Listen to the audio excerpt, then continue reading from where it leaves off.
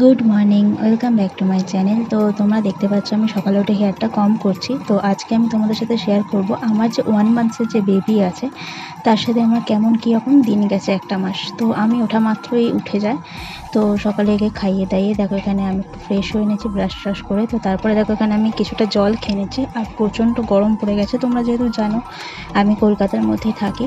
তো তারপরে দেখো এখন আমি নিজের ব্রেকফাস্টটা করব। আর তোমাদের আগেও আমি মিনি ব্লগসে বা বড় ব্লগসে বলেছি যে আমার প্রত্যেক দিনের ব্রেকফাস্ট হয়ে গেছে রুটি আর চা। যেহেতু সিজার হয়েছে তো চা চলে না, বাসি কোনো খাবারও চলে না, কিন্তু কিছু কিছু জায়গায় বাধ্য হতে হয় খাওয়ার জন্য। তো যাই হোক, এটা দিয়ে সকালে ব্রেকফাস্টটা সেরে নিচ্ছি। তো ব্রেকফাস্টের সাথে সাথে দেখলাম যে সে আবার একটু চিল্লামিল্লি শুরু করেছে। যাই হোক, তাকে একটু শান্ত করে এখানে দেখো আমি ঘরটা ঝাড়ু দিচ্ছিলাম। তো আমি ঝাড়ু পোছার কাজটা অ্যাকচুয়ালি রেগুলার করি না, কারণ যেহেতু সিজার হয়েছে ঝুঁকে যেহেতু ঝাড়ু পোছা দিতে হবে। তো তাও যেদিন আমার বর দিয়ে যেতে পারে না সেদিন আমি দিয়ে দিই। তো তারপরে দেখতেই পাচ্ছ ওখানে সে চিল্লামিল্লি করছে। তারপরে দেখো এখানে আমি ঘরটা মুছেও নিচ্ছি। তো ঘর মুছতে দেখলাম যে তারপরে সে আবার উঠে গেছে। তো যাই হোক, তাকে স্নান টান একটু করিয়ে তাকে খাইয়ে দাইয়ে আবার একটু ঘুম পাড়িয়ে দিলাম, কারণ এবারে আমি স্নান করতে আবার এ না ঘুমালে আমি যেতে পারবো না। তো তারপরে দেখো এখানে আমি স্নান টান করে চলে এসেছি। আর কিছু জামা কাপড়ও ছিল পুচকির, আমি কাচি না, কখনো কখনো কেচে নিই দু একটা। তো তারপর যেহেতু 40 দিন হয়ে গেছে, তো পুজো যেহেতু স্টার্ট হয়ে গেছে, গোপুসোনা এখনও আসেনি। তো গোপুসোনা হয়তো 2-3 দিনের মধ্যে চলে আসবে, আসলেই তোমরা ব্লগে দেখতে পাবে। তো পুজোটা সেরে নিলাম। সারার পরে আমি দেখো এখানে খাবারটা বানিয়ে রেখে গেছিলাম, সব রকম সবজি দিয়ে তরকারি করেছিলাম আর সাথে ভাত করেছিলাম। খাওয়া দাওয়া করে দেখো এখানে আমি যে জামা কাপড়গুলো কেচেছিলাম শুকিয়ে গেছে, এত রোদ, আধা ঘন্টার মধ্যে সব শুকিয়ে যাচ্ছে। হালকা ভিজেছিল, নিয়ে এসে ঘরে রেখে দিলাম। তো তারপরে কিছু জামা কাপড় কাচাকুচি করেছিলাম, তো সেগুলো শুকিয়ে গেছে, সেগুলো একটু ভাঁজ করে নিচ্ছি, ভাঁজ করে আলমারিতে গুছিয়ে নেব। তো গোছাতে তোমাদের সাথে আমি আরও একটা জিনিস শেয়ার করে দিই। তো আমার 9 মান্থস প্রেগনেন্সি চলছিল। তো অ্যাকচুয়ালি আমার ডেট ছিল, ডেলিভারি ডেট ছিল 8 তারিখ, মানে মার্চ মাসের 8 তারিখ, মহাশিবরাত্রির দিন। তো হঠাৎই আমার 1 তারিখ, যেটা মার্চ মাসের ঠিক 1 তারিখ আমার ডেলিভারি হয়, কারণ আমার 1 তারিখ সকালে জল ভেঙে যায়।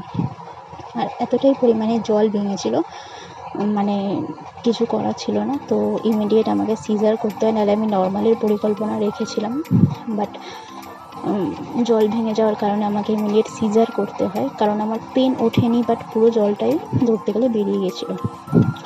তো এটাই ছিল অ্যাকচুয়ালি আমার, মানে হঠাৎই যে ডেলিভারি হয়েছে 1 তারিখ। তো এটাই ছিল আমার হঠাৎ ডেলিভারির অ্যাকচুয়ালি স্টোরি। আর আফটার সিজার ওখানে আমি মোটামুটি 4 দিনের মতো ছিলাম, মানে 1 তারিখ আমার হয়েছে, আমি বাড়ি এসেছি 5 তারিখ সকালে আমাকে 8টা সাড়ে 8টার মধ্যে ছেড়ে দিয়েছে। তো মানে আমি 4 তারিখ পর্যন্ত ছিলাম, মানে 5 তারিখ সকালে আমার ছেড়ে দিয়েছে। তো বাড়ি আসার পরে নর্মালি যেহেতু 40 দিন যেমন যা থাকে সেই সব হয়ে গেছে।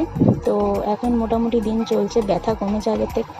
তো তোমাদের সাথে কথা বলতে দেখো আমি জামা কাপড় গুছিয়ে নিয়েছি। এখন ভাবছি অনেকদিন নেল পলিশ করবো, নখটা যেহেতু কেটে নিয়েছে, 40 দিন হয়ে গেছে। তো ভাবলাম যে কোনটা পরবো, তো ভাবলাম রেডটাই পরবো, অনেকদিন তো পিঙ্ক পরেছিলাম। তো যাই হোক, তারপর দেখো আমি নেল পলিশটা পরে নিচ্ছি। আর তোমাদের দেখো আরও একটা জিনিস দেখাই, আমার পুচকি। তো ও দেখো কেমনভাবে ঘুমিয়ে আছে।